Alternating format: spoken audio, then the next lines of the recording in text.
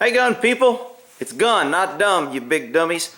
Look, I'm going to talk about criminal street gangs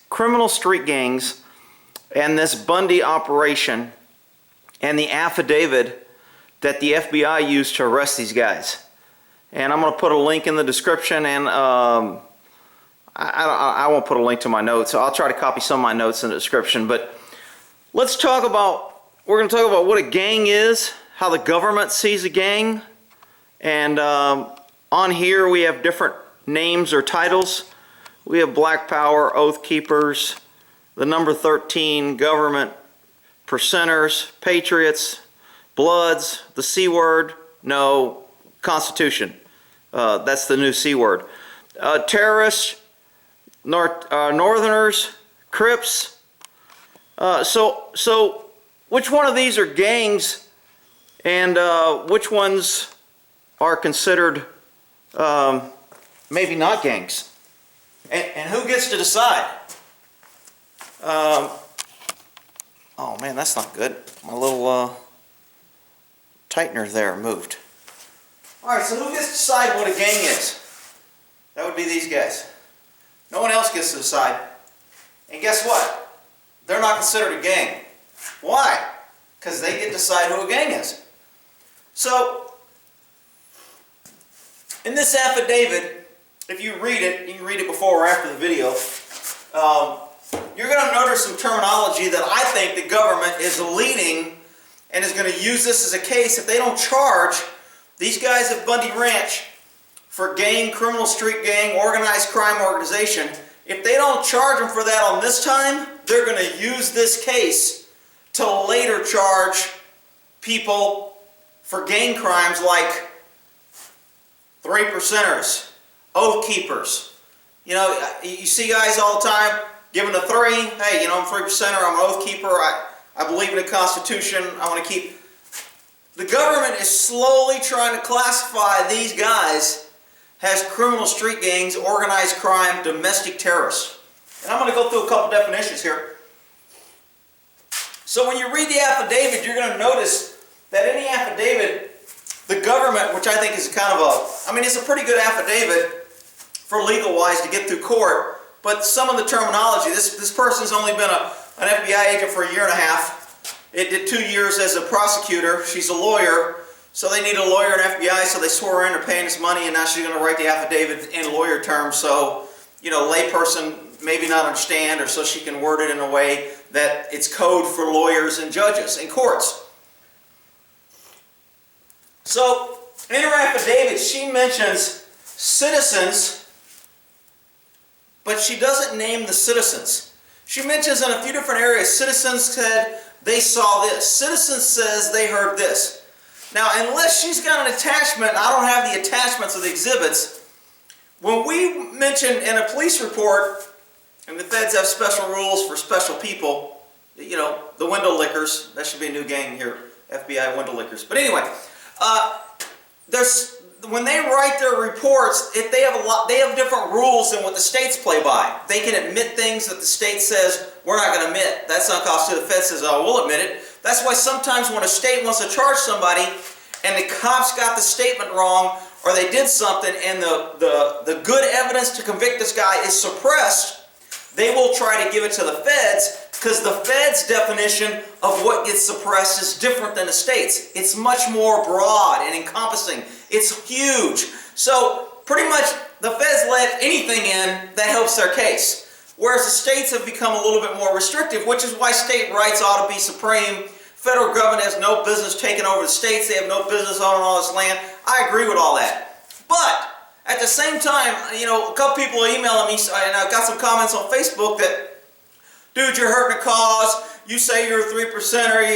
Look, I'm not in any stinking gang. I don't have a hierarchy, a chain of command. I don't have somebody saying, hey, if you wear this shirt, you have to believe what we do. You have to do what we do. You have to support everything. Look, I'm a free thinker, okay? Maybe that ought to be a new gang. Free thinker. Common sense. New gang. Anybody with common sense is a gang member, because the government outlaws common sense. So, in here she uses citizens a lot in her affidavit. when I'm writing a report as a cop, I may have, sometimes I've had as many 26 witnesses. So I will have a complete separate page of witnesses, and I'll list them: witness 1, witness 2, witness 3, witness 4, witness 5, with all their information. Basically their CDL information, name, date of birth, CDL number. So now we know who these witnesses are. And then when I'm writing my report, I'll put wit 1 or wit 2 or wit 3. Wit 2 said, I saw, I did this, or I observed this, or I heard this. But you can't just use broad. I can't go out there and go, well, I responded and the citizens said they were in fear, so I arrested everybody. What kind of bullshit's that? So hopefully there's more information than just the affidavit that I read. Hopefully the judge or the U.S. attorney that was reading this was like, hey man, we can't be too broad on just saying citizens heard and citizens saw and citizens were afraid. You have to have victims. For a crime, you need a victim. Now, a lot of times the state or the federal government can be the victim, which is another issue. I got a problem with that. But anyway, you need a victim for most crimes, who your victim is. And that person has to be willing to cooperate, give a statement, provide evidence, show up to court, etc. So she uses this citizens thing in this affidavit, which I'm not real keen on. So let's get to, and also in this affidavit, she's got pictures of screenshots. She's got videos of screenshots. So when you read this affidavit as a jury member, if you didn't know anything and you had no bias and you weren't down for the cause and you weren't, down for, look, the government's out of control, we need to hold them accountable. It's not only our right to question our government, it's our responsibility. So if you go into a jury and you just read this affidavit, it's pretty damning. I mean, I'm reading this affidavit and I'm like, man, all I need is a couple jurors in here that are going to be, you know what? I'm just going by what you tell me, and what you told me in this affidavit, not only is it enough for probable cause, it's probably enough for a conviction. But again, in a court trial, you're going to have witnesses and they're going to be playing these videos instead of showing a screenshot. But just reading the affidavit, it's kind of damning. I mean, it's hard to say that, look, we weren't intimidating, we were just protesting, when you got 4 guys with rifles standing there saying, we're bodyguards. I mean, that just, when you're blocking an entrance with a truck and saying, we're not denying interest, our entry into this area, we're just visiting it because we're, because it's a public area and we're allowed to be there. I said before, just because the post office raises the cost of a stamp doesn't mean that I can go into the post office and say, this is bullshit, this is unconstitutional, and I'm taking over the post office and I ain't leaving. And if the feds shoot me or arrest me, it's tyrannical government. I mean, that's just not reasonable. I know people are going to be like, man, you're not down for the cause, you're hurting the cause. I'm trying to educate people so when you fight the government, you can do it in a way that you don't lose your freedoms and your other rights, and you win, and there's a good cause to where there's a good outcome. All these guys at the Bundy Ranch are going to be felons. They're not going to be able to loan a gun. They're not going to be able to provide for their family. They're going to be locked up in prison. And for what? I mean, I know everybody's going to say, well, it's a cause and maybe it'll spark it. This thing did not have the support of the community. It didn't have the local sheriff. It didn't have the governor of the state. It was in a liberal-ass state with liberal-ass views that elected liberal-ass people. When you read this affidavit, you're going to see that this whole refuge that they've supposedly taken over, they've got 80 federal employees that couldn't go to work. What the hell are 80 federal employees doing? And if you read it, it's about protecting birds, protecting fungi, protecting this leaf, this flower, and this blade of grass. It's all about environmental bullshit that the government has taken over, seized, protected, hired federal employees, made it federal land, made it so federal laws apply, and made it so anybody that crosses us, we're going to slam your ass with federal felony conviction charges.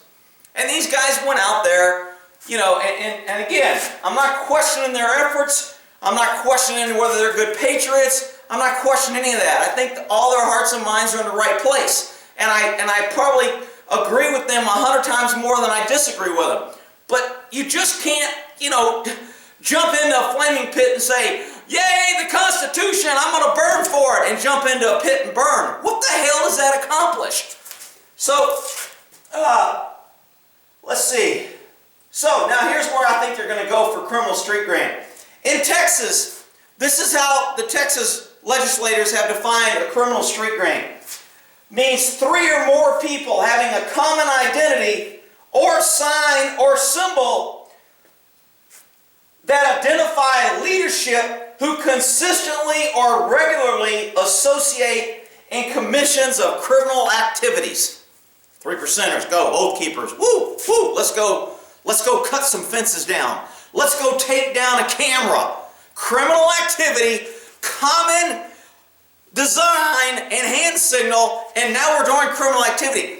Look, percenters, oathkeepers, constitutionalists does not want to give the government enough ammunition to label us a terrorist group or a criminal street gang or an organized crime organization.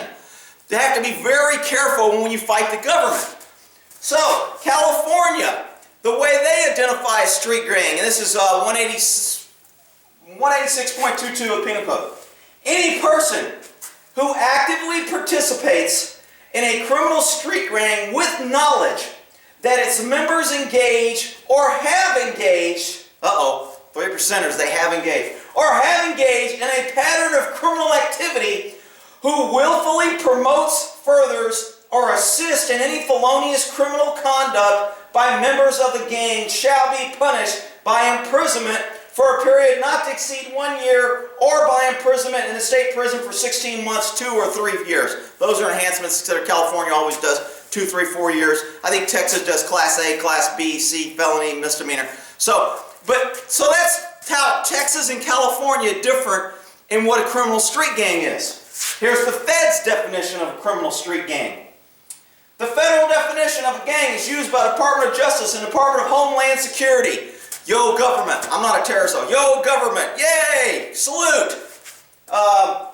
Any association of 3 or more individuals, how many people in Congress? I think there's 3 or more, whose collectively identify themselves and adopt a group identity, Congress,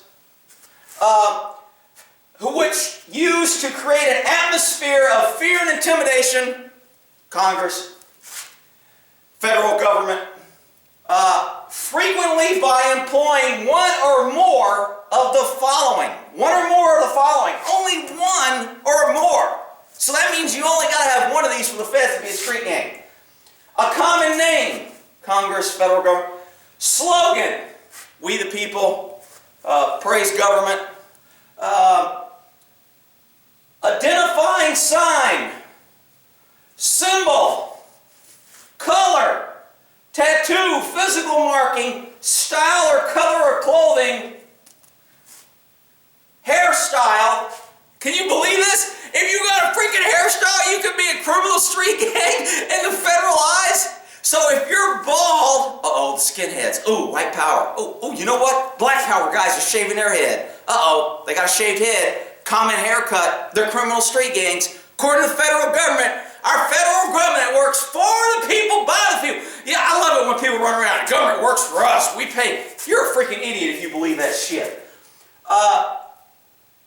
Hand sign or graffiti. So if you're out there marking 3%, or if you're writing Oathkeeper, if you've got a patch, pin, identity, tattoo, man, I'm telling you that their government is going to get constitutional 3% Oathkeepers identified as a street gang, and they need cases like this to where they can point to and say, these people were members of 3%ers, Oathkeepers, constitutionalists, and they engaged in criminal activity by having guns on federal property, and they cut fences by the federal government, and they cut power lines and took down cameras and stole and destroyed government property, and they denied access to federal property, and they were all members of the common group known as Oathkeepers, Defenders, Patriots, Constitutionalists. I'm telling you, it's coming. People be like, man, you're a conspiracy theorist. You think that I'm just telling you, man, I know how government works. I've watched it for many years. So, we got the first part of what they do. Another part in the federal definition is whose purpose in part.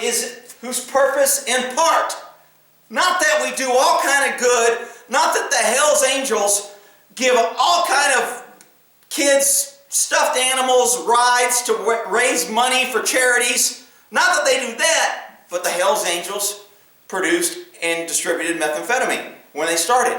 So that will always be hung on the Hells Angels criminal street gang.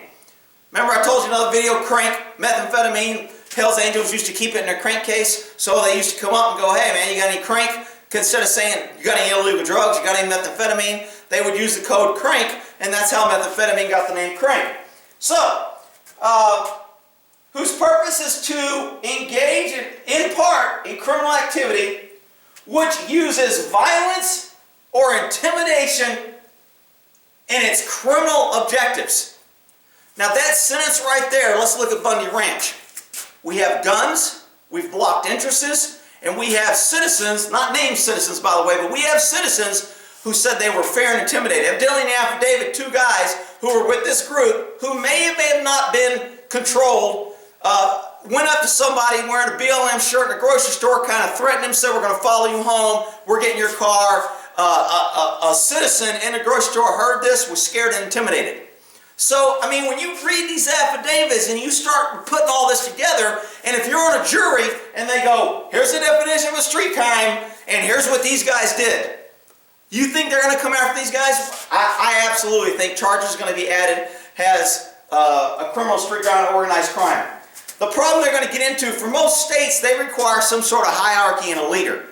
Now, Bundy in this case was a self-proclaimed leader, but I don't think Bundy is the leader of me because he wears a 3% shirt or because we wear a cowboy hat. And I don't have a leader, and I don't subscribe to anybody telling me what and how to do. So, but I do believe in the Constitution, and I do believe in standing up against the government and questioning our government when they do things wrong to right and address it. But I don't believe in taking over the post office because they raised the price of a stamp. I just don't get it. So, here we go. This definition goes on. This is the same federal definition.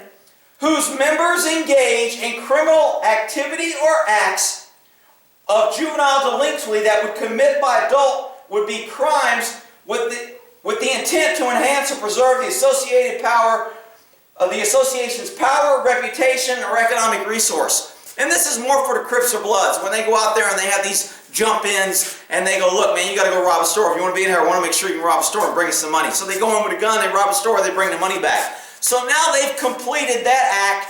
If they get charged for criminal street gang, they'll use that section.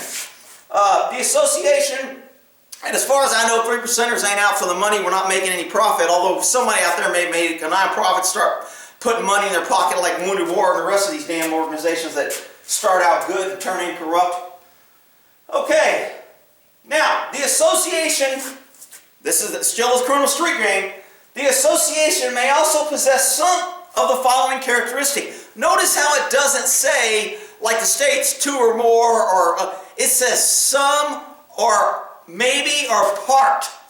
So some of the characteristics. The members may employ rules of joining and operating within the association.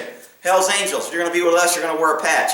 If you're going to be with the Crips and Bloods, you got to wear blue, you got to wear red, you got to wear our colors, you got to, okay, those are some of the rules to put down. If you're going to be a 3%er, you got to wear a 3%er with a green shirt. If you don't have a green shirt, you're not in the 3%ers, you're not in our gang, and you can't be with us. And if you don't recognize our leader, the leader of the dipshits, King Obama, if you don't recognize him as a leader and support him, then you can't be in our gang. Okay? The members may meet on a recurring basis. Now, this is going to get changed as the internet progresses, has pages, people that frequently visit pages, they're going to argue, some defense attorney or prosecution is going to argue that members meet in a reoccurring basis. Your Honor, I believe members are meeting on a reoccurring basis, although not in a physical location, although not in a hall or meeting, as when this rule was written, has the intent of the law. However, they are meeting through the internet, on a page, passing on information, getting orders, instructions, and adhering to the rules of the page. I guarantee you this is coming. People, I'm telling you, man, I get so tired of people telling me, dude, man, you're over the top. You know, this is so reasonable. It just follows the reasonable course of how government grows, expands, grabs power, redefines things that doesn't fit their agenda in order to give them more power and control so they can have more power to redefine more things. I mean, it's pretty simple. Okay, the association may have an identifiable structure. The feds don't even care if you have an identifiable. It just says may have. You know, hey man, Bob, you're a great guy. I'd follow you. Oh shit. Now he may have a leader. So when you people are posting, and I've told people this, look, I did a video on it. Don't talk to the FBI. Nothing good comes from talking to the FBI. When I did this video, I got all kind of hate mail from cops saying, how can you tell people not to cooperate with law enforcement? Most of us are good. We're good people. We're out there trying to catch criminals, and now you're telling people not to talk to us, not to cooperate. Look, you can't cooperate with somebody when you can go to jail if you misspeak, make a mistake, give bad information, and they can come back and throw your ass in jail for 20 years for lying or obstructing an investigation. It doesn't make sense to talk to somebody that can do that to you. Do I want to meet with a drug cartel in a field where nobody's around that can kill me to go out and just be a nice guy and say, hey man, I don't care if you do drugs and everything is cool with me. I just want you to know I'm okay with it. Am I going to go meet this guy and possibly get shot? Hell no.